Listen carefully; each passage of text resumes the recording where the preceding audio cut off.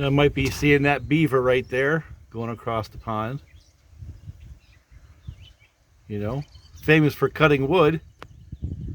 I had all kinds of ambitions today, but take a look at those clouds.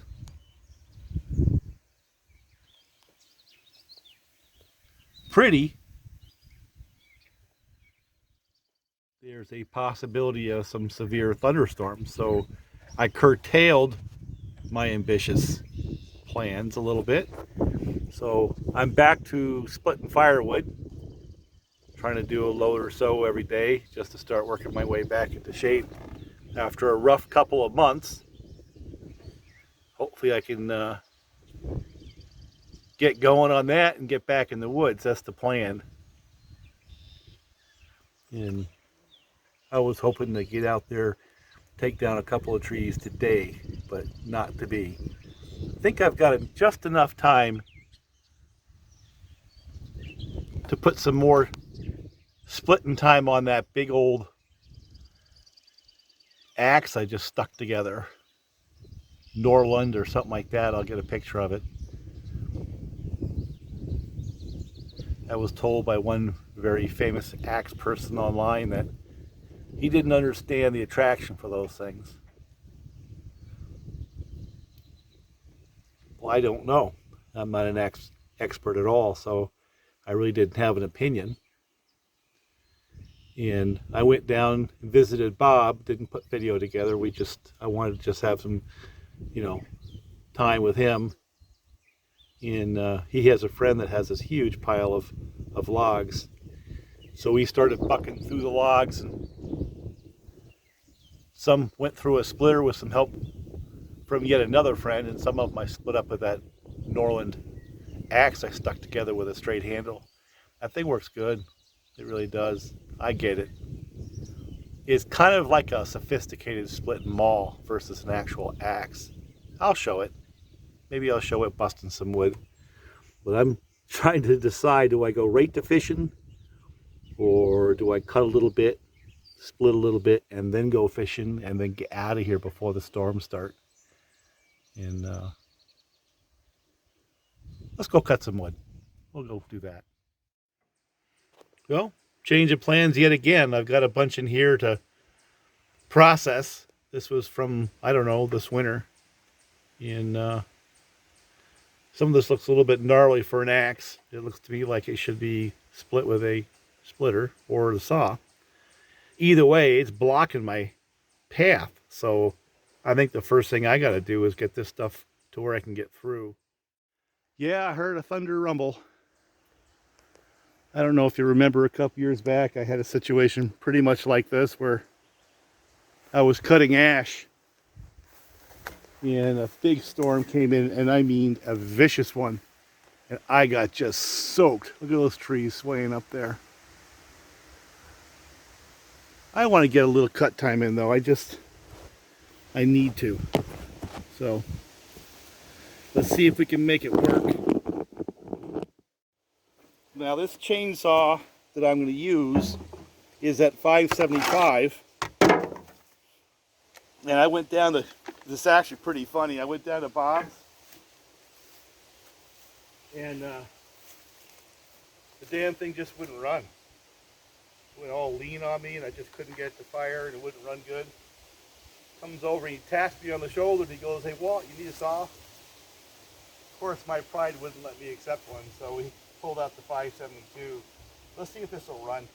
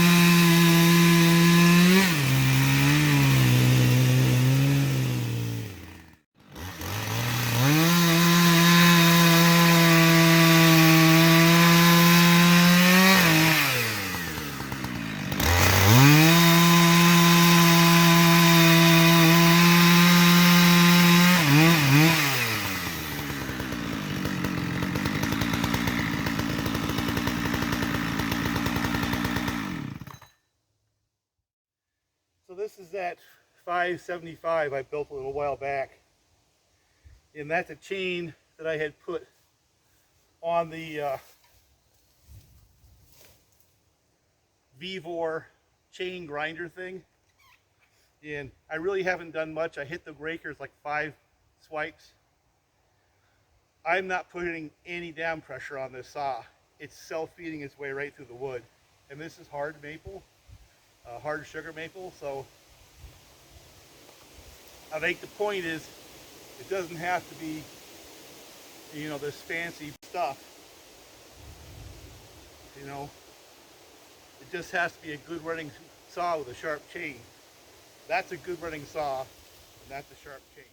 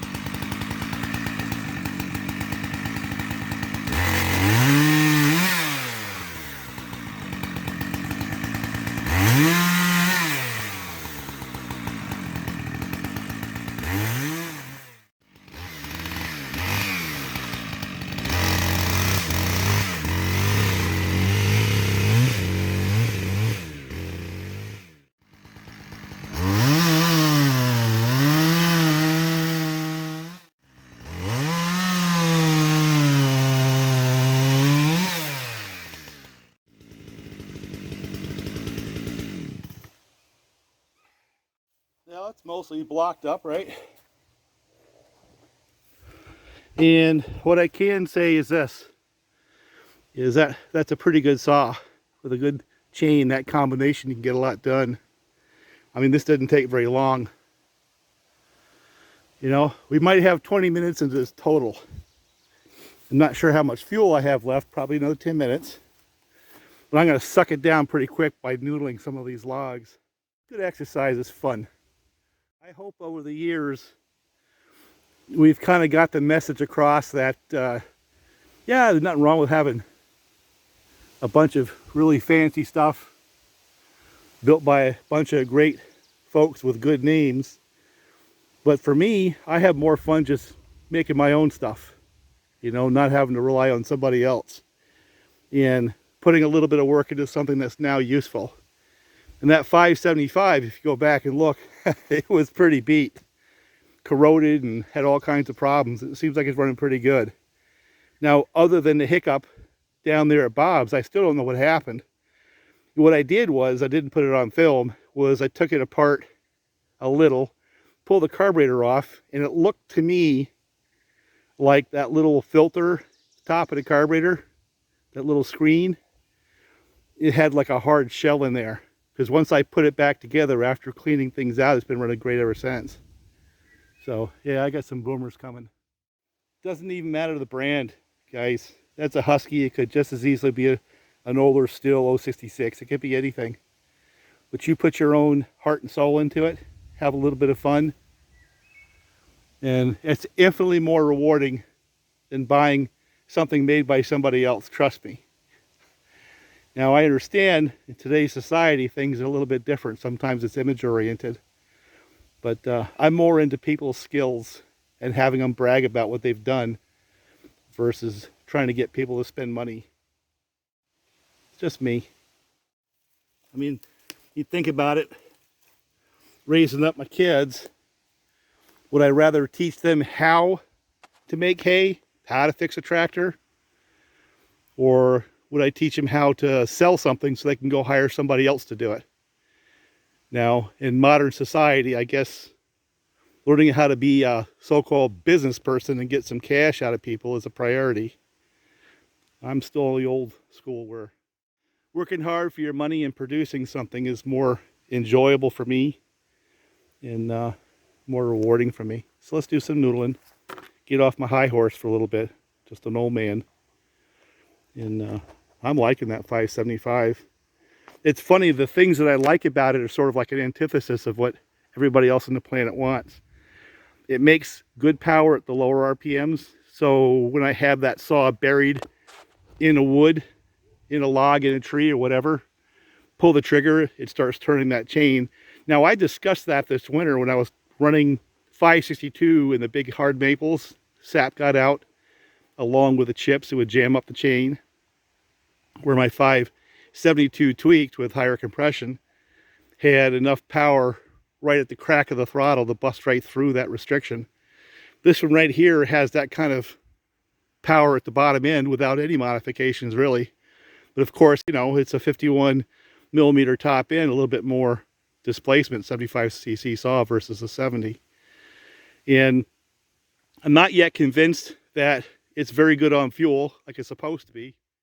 It doesn't vibrate very much. I like that. A little heavy, yeah, okay.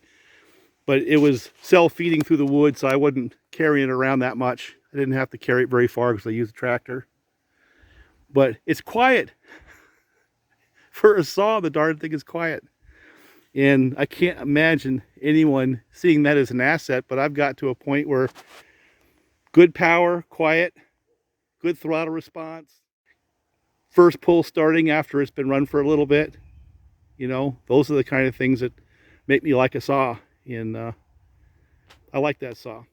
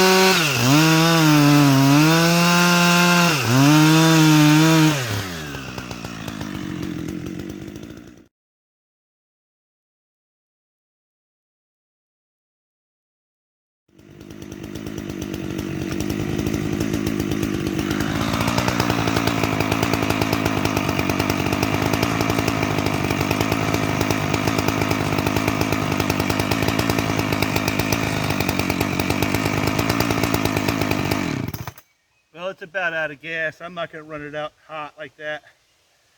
So we got about a half hour of time on it. That's about it. And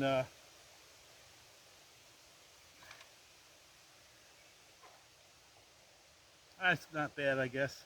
Not as good as I'd like. So here, let me pull this right back down.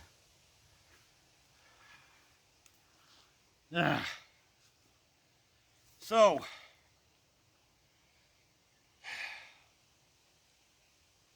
is it worth building one of these saws? One of these 575s? I just let action speak louder than words. What do you think? You know, I'd say the only complaint I have on it right now, I've got 2 complaints. The ugly as sin. 3 complaints. I got 3 complaints on this saw. It's ugly as sin. It's a little bit thirsty so far. That may change. And what else? It's a little bit heavy.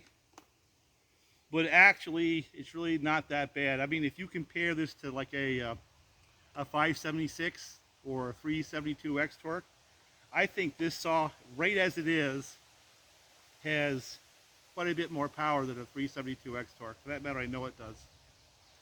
And will it last as long? You see, that's an excellent, excellent discussion to have, because I bet this one outlasts my desire to run it. And should you buy one of these things, then do what I did, pop some bearings in it, glue the cases together the way I did, you know, using the OEM parts. My bet is if you're a firewood guy, a hobby guy, farmer, that type of a person, it'll last as long as you need to have a gas-powered saw. That's my humble opinion. Now, if you're a pro logger, I can't tell you with certainty that what I did by gluing the screws, by gluing those case screws in with 1184 is going to mitigate those cases coming apart like they had a tendency of doing. I can't tell you that because I don't have the time on it. Now, you've heard me go through this routine before. I did it with most of my project saws. I don't know until I have a year of time on it.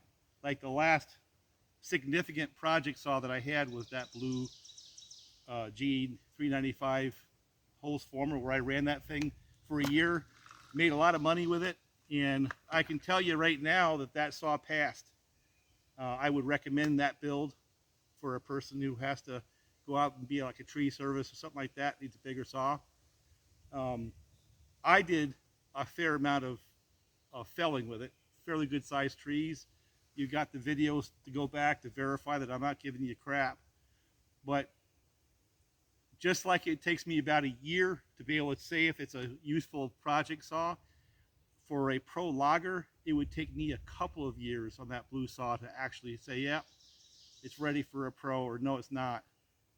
What I can tell you is it's ready for a farmer.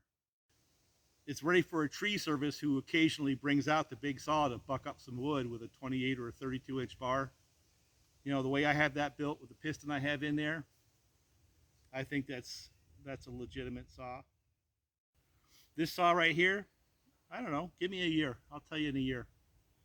You know, I've already had one little hiccup that was basically due to its age and its usage and its maintenance, or lack of it. You know, it was an Amish logger's saw. And my hunch is it's going to last pretty well. You know, some of these did. I'm going to make another one, so I have 2, just because I want to. I haven't decided if it's going to be the 575 with that spread apart transfer port arrangement, or a 576 where they're closer together, more like you see in the 562, 572 series. The storm is coming in now. The things that I do to a saw are very simple, basic things. They do matter in the sense that you can feel the changes, because it's just simply 2-stroke basics. A certain amount of compression increase helps some saws, not all, but some, and a little bit less restriction in the exhaust helps others, but not all. They're all different. I better get out of here. Let me do a couple of splits, but that's my thing for the day. I like this saw, so it's going to get a fair amount of runtime today. Let me see if I can split a couple pieces of wood and get out of here before. Yep, it's getting dark fast. But I made this and I'm loving it. I better get out of here. I'm not going to have time to show you, but the darn thing is like 5 pounds, and that head,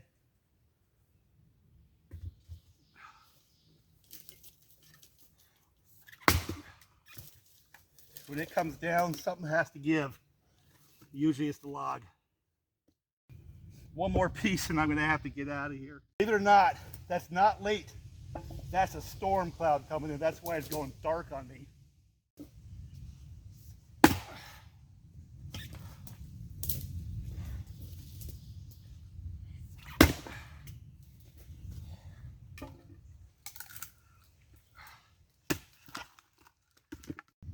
But it's too dark to video right now, so I got to get out of here. I mean, it's going black. Jeez. Time to go.